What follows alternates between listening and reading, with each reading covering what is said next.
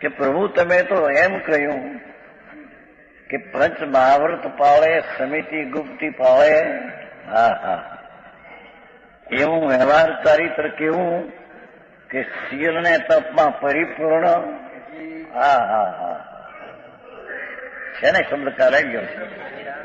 જેનું શીલ ને તપ એવું પરિપૂર્ણ છે અજ્ઞાનીના, સમ્યક દર્શન વિના. હા હા હા, અને જેની સમિતિ અને ગુપ્તીમાં જેની સાવધાનપણું છે. બે શબ્દ આપેલા છે, એકમાં પરિપૂર્ણ અને બીજામાં સાવધાનપણું. સમિતિ ગુપ્તી સાવધાનપણે છે એવી પંચમહાવર્તની ક્રિયા, અહિંસા આદિ પંચમહાવર્તને પાળે તો પણ પ્રભુ તમે તેને ચારિત્ર રહિત કહો છો. કેમ કે ચારિત્રનો મૂળ જે સમ્યક દર્શન જ્ઞાન છેલ્લું છે નહીં, નિશ્ચય ચારિત્રનું કારણ જ્ઞાન સિદ્ધાંતિ સન છે. એક ન્યાય આપ્યો છે, બે ન્યાય છે. એક ગુણ બીજા ગુણનું ખરેખર કારણ નથી, નિશ્ચયથી. તો અહીં એક અપેક્ષા સિદ્ધ કરવી છે કે જ્યાં આગળ નિશ્ચય જે ચારિત્ર છે એના પહેલા સમ્યક દર્શન જ્ઞાન થવું જોઈએ. એમ કરીને નિશ્ચય ચારિત્રનું મૂળ સમ્યક દર્શન જ્ઞાન કહેવામાં આવ્યું છે. નહીતર કોઈ ગુણનું કોઈ ગુણ કારણ એ તો હોઈ શકે નહીં. વાત સમજાય છે? દરેક ગુણ સહાય અને દરેક પર્યાય પણ સ્વતંત્ર અસહાય. બીજી પર્યાયનું તેને સહાયપણું નહીં, એક ગુણને બીજા ગુણનું સહાયપણું નહીં, એટલે કારણપણું નહીં. હવે અહીં કારણ કે છે એ બીજી અપેક્ષા છે કે જ્યાં નિશ્ચય ચારિત્ર જે છે સ્વરૂપની રમણતા, એનું મૂળ કારણ તો સમ્યક દર્શન જ્ઞાન હોય તો ચારિત્ર હોય, એટલું સિદ્ધ કરવું છે. સમજાય છે કાંઈ? હા હા, એક બાજુ ના પાડે, પંચાયત ના પાડે છે કે એક ગુણ બીજા ગુણને કાંઈ કરી શકે નહીં. અસહાય નિસહાય દરેક ગુણ સ્વતંત્ર છે. અહીં કે છે કે નિશ્ચય ચારિત્રના કારણરૂપ જ્ઞાન શ્રદ્ધાનું, એ તો એને નિશ્ચય ચારિત્ર પહેલા જ્ઞાન શ્રદ્ધાનું હોવું જોઈએ, એ નથી એટલું સિદ્ધ કરવું છે.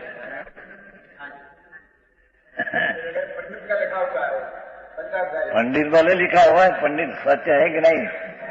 त्रियंत નું સંકેત પણ સિદ્ધ સમાન સંકેત છે. વાત સાચી, પ્રશ્ન એ બધા કરે છે.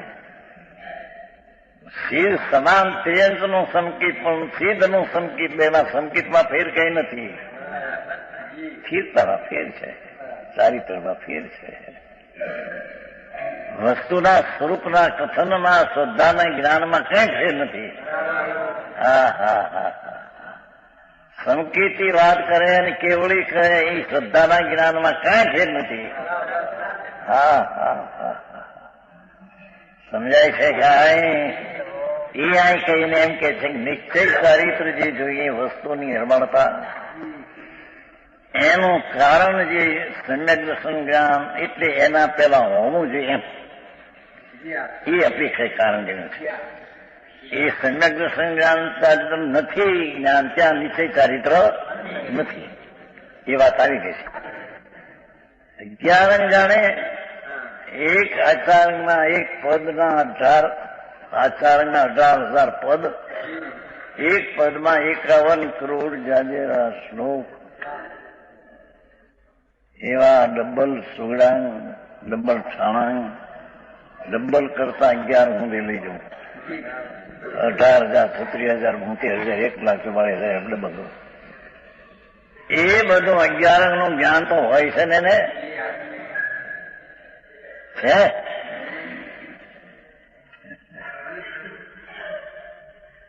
તેને 11 નું જ્ઞાન તો હોય છે ને, છતાં તેને અજ્ઞાની કેમ કહ્યું?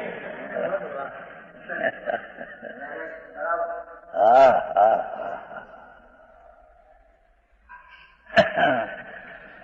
ચારિત્ર કયો તમે નહીં ચારિત્ર એ તો ઠીક એ સમ્યક દર્શન જ્ઞાન નથી એમાંથી કઈ પણ તેને અજ્ઞાની કેમ? 11 અંગનું જ્ઞાન હોય ને અજ્ઞાની?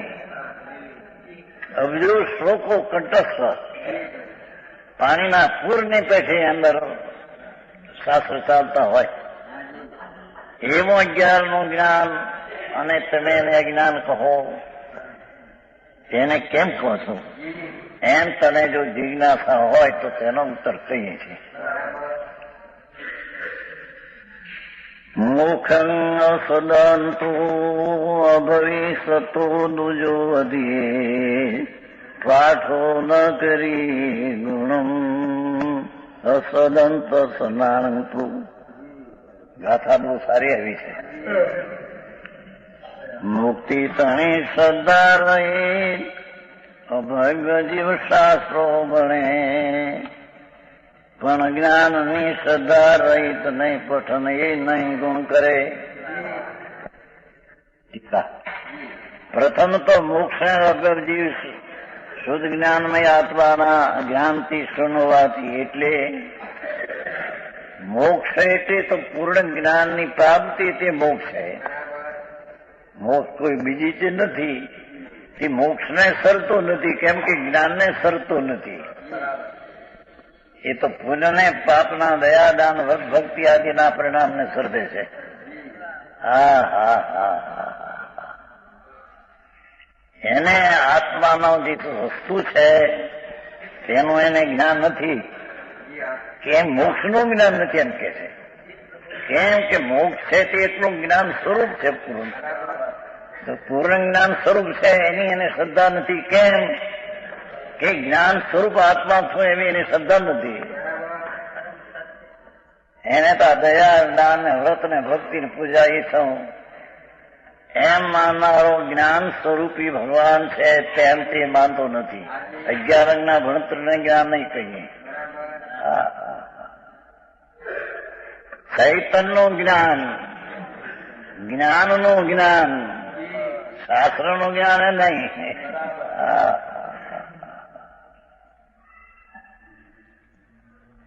ચૈતન મૂર્તિ જે જ્ઞાન સ્વરૂપી પ્રભુ એનું જ્ઞાન એને સ્વજ્ઞેય બનાવી અને નિર્મળ જ્ઞાન ને સાથે અતિન્દ્રિય આનંદ આવે એવું જે જ્ઞાન એ જ્ઞાનને એ અભવી સરતો નથી. શું કહેવા માંગે સમજાય છે કઈ? 11 ભલે ભણતર હો પણ એ જ્ઞાન સ્વરૂપી આત્મા છે અને મોક્ષ થાય તે એટલું જ્ઞાન સ્વરૂપ જ પવિત્ર સ્વરૂપ જ રહે છે એ વાતની શ્રદ્ધા એને નથી. હા હા હા ચંદભાઈ શું કીધું સમજાય છે કઈ? ભગવાન આત્મા તો એકલો જ્ઞાન મૂર્તિ વિનાયક ભાવ એવો જે સ્વભાવ એની પૂર્ણ પ્રાપ્તિ તેનો મુક્તિ. હવે એ જ્ઞાનને સરતો નથી કેમ કે મુક્તિને સરતો નથી. કેમ કે મુક્તિ એટલે પૂર્ણ જ્ઞાનની પ્રાપ્તિ અને એને સરતો નથી. કેમ કે તે જ્ઞાન સ્વરૂપ આત્મા છે એને સરતો નથી. સમજાય છે કાંઈ? હા હા હા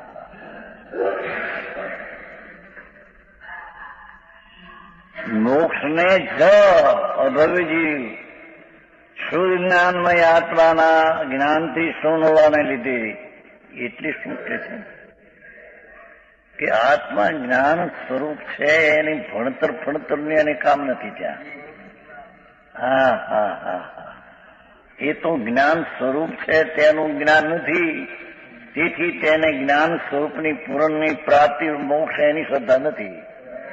એની શ્રદ્ધા નથી. તેથી આત્મા જ્ઞાનમય છે એની પણ શ્રદ્ધા નથી. સમજાય છે કાંઈ? સુપ્રભાત આવ્યા પછી આવ્યું. હા હા હા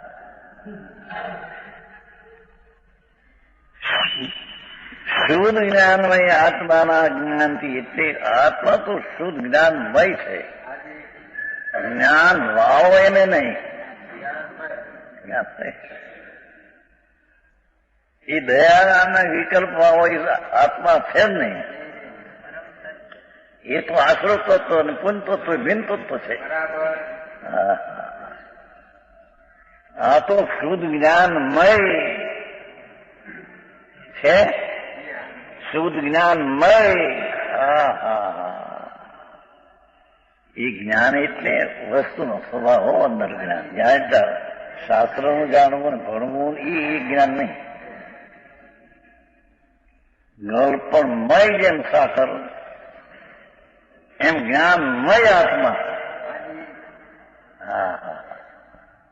એવું જે જ્ઞાનમય આત્મામાં જ્ઞાનથી તો શુદ્ધ છે, એનું તો જ્ઞાન નથી.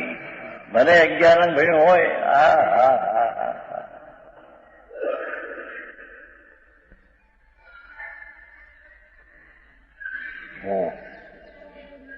પેલું આમ હોવું જોઈએ કે નહીં? ભાઈ ભાઈ પ્રશ્ન કર્યો હતો. પેલું હોય વિકલ્પ સહિત આવો આત્મા છે, રાગ જ્ઞાનો છે, એવું પેલું હો, પણ એ કઈ વાસ્તવિકતા નથી. એ 13 ભેગા સમાવી છે. નય નિક્ષેપ પ્રમાણથી આત્માનો નિર્ણય કરે, પણ એ અભૂતાર છે. આવી ગયું છે. નય નિક્ષેપ પ્રમાણ, પરોક્ષ અને પ્રત્યક્ષ પ્રમાણ, નિક્ષેપ 4 નય. આ તો બે નિશ્ચિત વ્યવહાર. તેનાથી આત્માને જાણે નહીં નિક્ષેપ પ્રમાણથી, પણ છતાં એ આત્માના જ્ઞાનને માટે તે અભૂતાર છે. એ આત્માનું જ્ઞાન કરવા માટે તેનું લક્ષ્ય છોડવું પડશે. શું કીધું? એ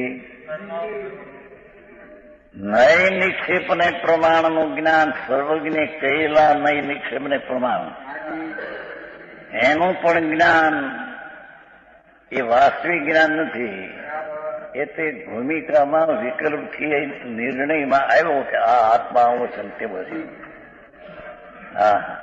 એ પણ વિકલ્પ છે, એ વાસ્તવિક નિર્ણય નથી.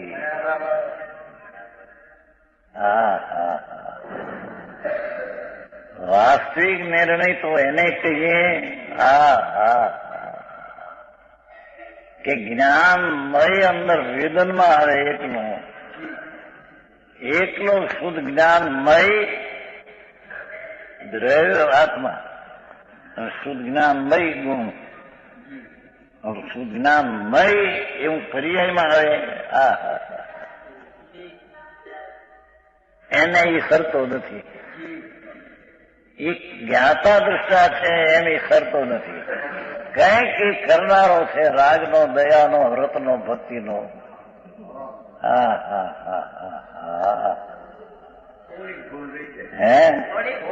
મોટી મનમાં 8-5 શેરીની, મનમાં 8-5 શેરીની ભૂલ.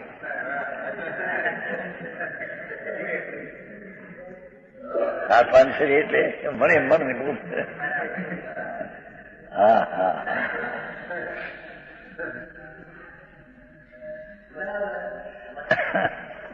આપણે આવે છે કે નહીં મનમાં 8-5 શેરીની ભૂલ ને? મનમાં મનની ભૂલ.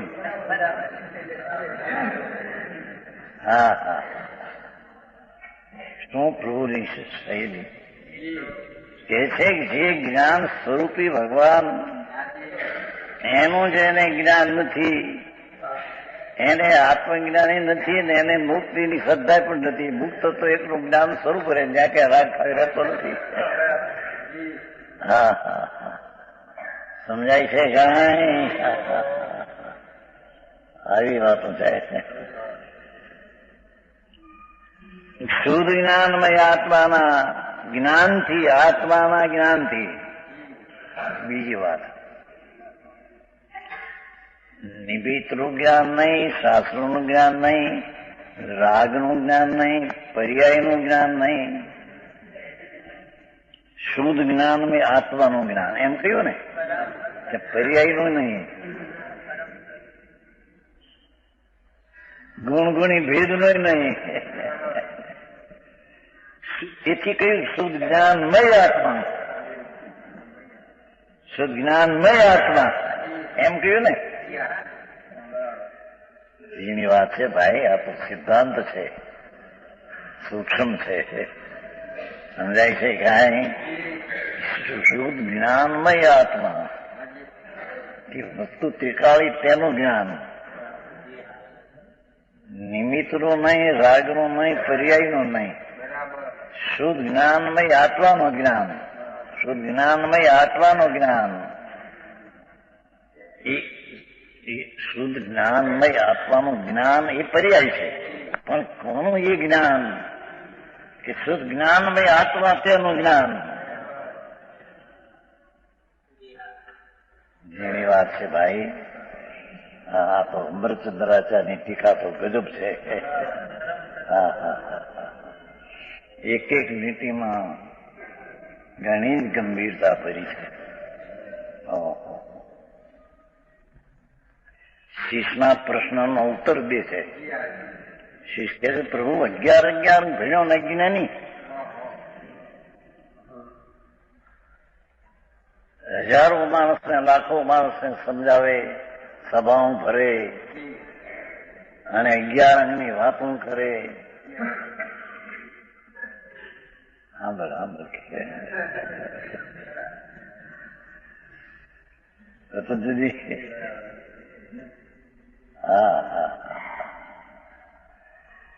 ભગવાન શુદ્ધ જ્ઞાનમય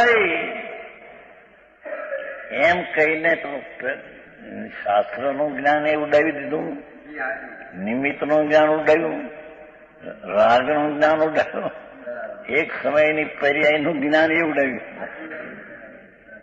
શુદ્ધ જ્ઞાનમય આત્માનું જ્ઞાન, ત્રણેય વાત આવી ગઈ કે શુદ્ધ જ્ઞાનમય આત્મા, જ્ઞાનમય એટલે ગુણ થયો, આત્મા શુદ્ધ જ્ઞાનમય આત્મા થયો, એનું જ્ઞાન એ પર્યાય થઈ.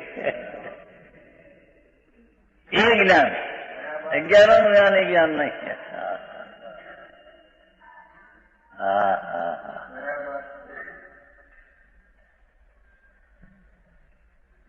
જેની વાત છે પણ વસ્તુ સત્ય તો આ છે.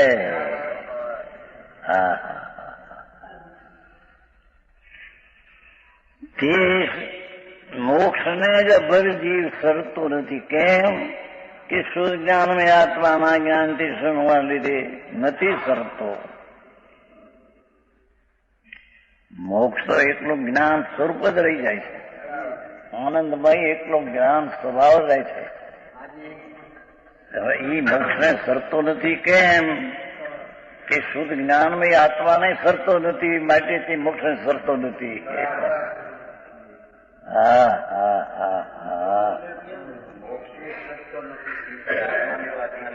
એમ કે ભેગું નાખ્યું મોક્ષ. મોક્ષ એટલે શું? શુદ્ધ જ્ઞાનમયની પૂર્ણ પર્યાય દશા. એક આવ્યું નહીં એમ કે છે, આને એ તો આવ્યું નહીં. એને પૂર્ણ જ્ઞાન એટલું, એમાં કરતા ને રાગ ને ફલાણું એ તો કઈ છે નહીં.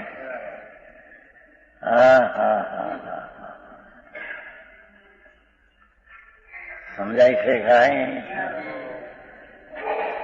ગાથા ઝીણી આવી ગઈ છે, વર્ષ બેસતું છે. આમ આંકડો કોળનો છે. 7 ને 9 ને 4 13નો સમજો. 13 સહયોગી કેવડી 74 છે ને.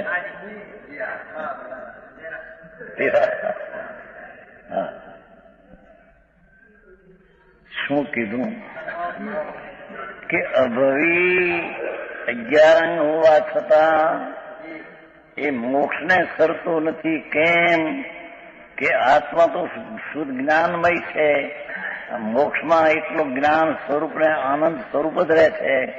ત્યાં કોઈ દયાદાનના વિકલ્પનું ફળ ને વિકલ્પ ત્યાં રહેતો નથી. એ કઈ આત્મા નથી. દરબાર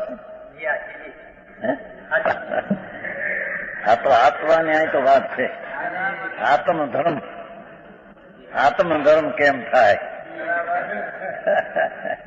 નરસિંહ મહેતા એમ કહ્યું છે ને કે જ્યાં લગી આત્મા તત્વ ચીન્યો નહીં ત્યાં લગી સાધના સર્વ જૂઠી. શું કહ્યું? શિવ અને પૂજા ભક્તિ કરવા થકી, તીર્થ ને ભક્તિ કરવાથી એ બધું સંસાર છે. આ આત્મા શું ચીજ છે જેની વાત છે ભગવાન એ અહીં વાત ચાલે છે કે અનાદિકાળથી અજ્ઞાની જીવ અભવી જેની મુક્તિ કોઈ દી ન થાય. જેમ કોરું મગ હોય છે ને, કોરું મગ, કોરું મઠ, એ કોઈ દી પાણી બફાય નહીં, પાપડ થાય.